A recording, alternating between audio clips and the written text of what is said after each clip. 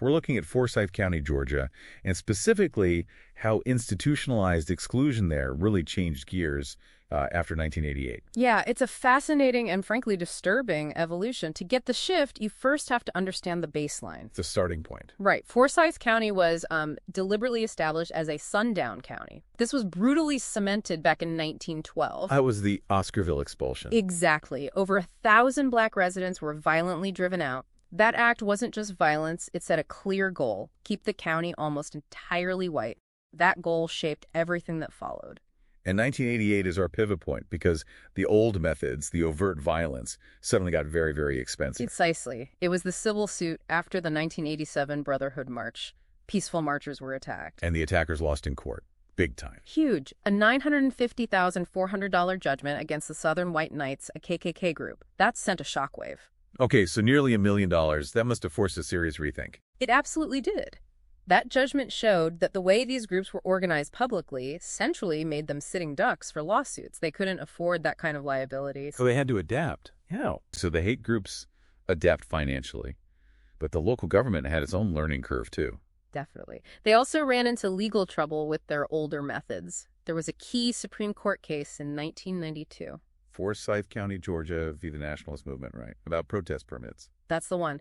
The county tried to charge variable fees for protest permits based on how much security they thought an event might need. Which sounds like a way to just price out groups you don't like.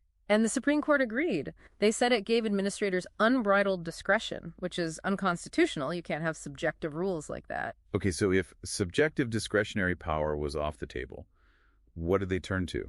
They shifted towards tools that look neutral on the surface. Things like zoning regulations and complex administrative procedures. Layers of rules. Bureaucracy as a weapon. You could put it that way. It's about creating hurdles that seem objective but have a predictable exclusionary effect. Could you give us a concrete example of this in action? Sure.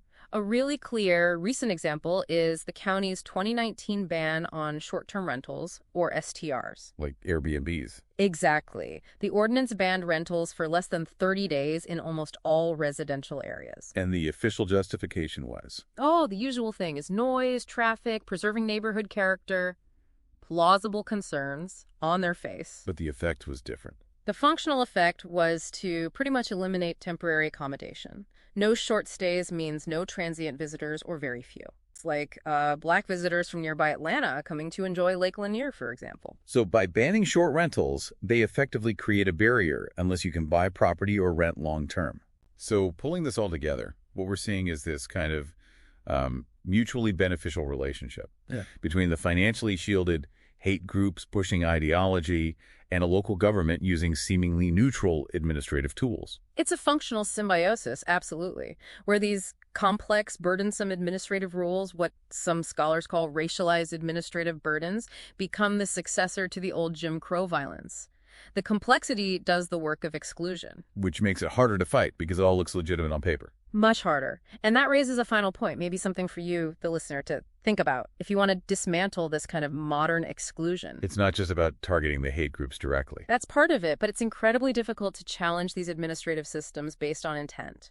Proving racial bias behind a zoning rule is notoriously hard. So what's the alternative? The focus might need to shift to the effects.